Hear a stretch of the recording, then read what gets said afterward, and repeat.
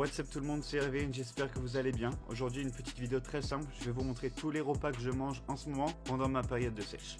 Au niveau des calories et des macros quotidiennes que j'essaye d'atteindre, on est à 195 g de protéines, 70 g de lipides et 255 g de glucides, ce qui fait environ 2400 calories.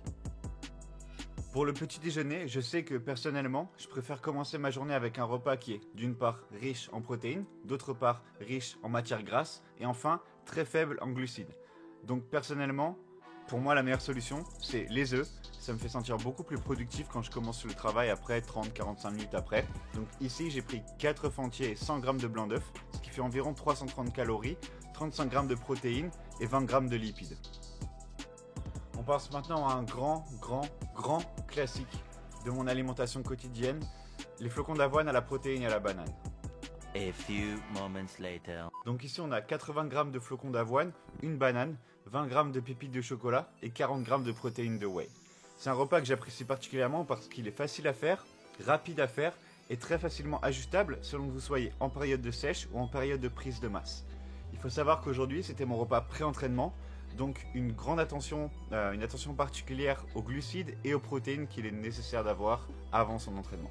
Et c'est un de mes repas aussi les plus gros de la journée comme vous le voyez à l'écran.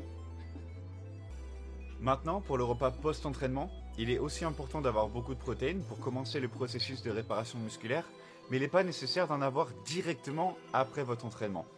Il y a des études qui ont montré que la fenêtre anabolique existait bien, mais qu'elle n'était pas de 20 ou 30 minutes, et qu'en général, ça dépend aussi de votre timing avec votre repas pré-entraînement. Donc, en règle générale, cherchez à ne pas espacer vos repas pré- et post-entraînement de plus de 4 à 5 heures.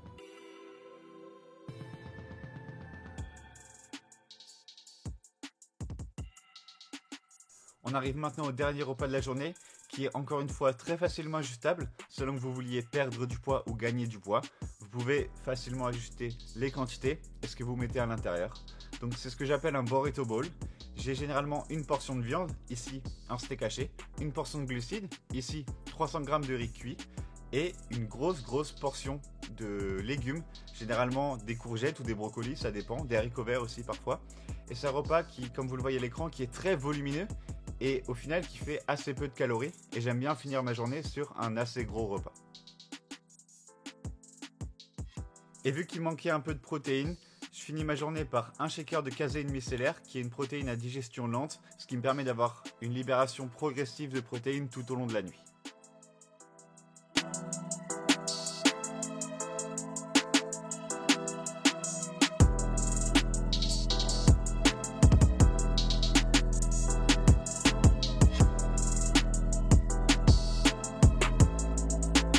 On va maintenant rapidement parler de ma routine de cardio du moment pendant ma sèche et du cardio en général, vu que c'est ce qui est le plus souvent associé à la perte de poids dans la tête des gens. Et je vais commencer par casser un mythe et vous dire qu'il n'est pas obligatoire de faire du cardio pour perdre du poids. La seule chose qui vous fera perdre du poids, c'est d'être en déficit de calories. C'est-à-dire que sur une journée, vous dépensez plus d'énergie, plus de calories que vous n'en consommez. Ça, c'est le déficit de calories et c'est littéralement la seule chose qui vous fera perdre du poids ou en gagner si vous êtes en surplus de calories. Et donc, est-ce que c'est recommandé de faire du cardio pour perdre du poids et pour sécher? Évidemment, vu que ça vous permet de vous dépenser plus dans la journée et donc de manger plus tout en continuant à perdre du poids. Pour ma part, vu que j'en suis qu'au milieu de ma sèche, j'ai pas besoin de faire beaucoup de cardio pour l'instant pour continuer à perdre du poids et je fais donc seulement 2 à 3 séances par semaine qui consistent en 20 à 30 minutes de tapis incliné comme vous le voyez à l'écran. Plus j'aurai besoin d'être en déficit, plus j'augmenterai la fréquence et la durée de mes séances. Merci d'avoir regardé la vidéo jusqu'au bout. Si elle vous a plu, n'hésitez pas à lâcher un like et à vous abonner à la chaîne. Je sors des nouvelles vidéos tous les dimanches et je vous dis à la semaine prochaine. Bye.